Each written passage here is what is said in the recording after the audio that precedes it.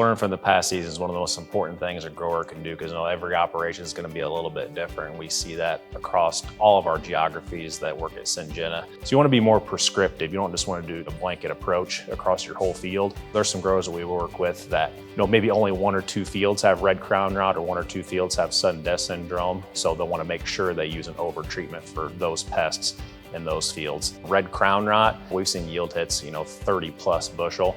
So if you've identified that, we have a product called Saltro that you could take a look at. You want to start with a good seed treatment, because that's your foundation, right? When you plant your soybeans, you want to make sure that you get a good stand. So there's certain seed treatment products that help you prevent your beans from dying off. Choose a seed treatment that helps you both in wet conditions and dry conditions. There are certain diseases that can be in both. Also, some certain insect pests such as bean leaf beetle or grubs.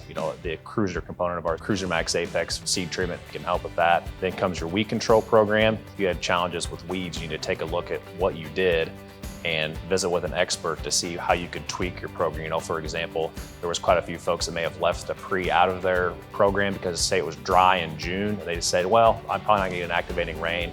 Why use it? Or maybe they used a pre that was a little bit weak and there was a lot of weeds that they were trying to clean up with their post-emergence pass. So that's something that we want to get away from. We want to control weeds with residual applications, not just post applications. We have really good long-term data on fungicide applications as well. So timing is really critical.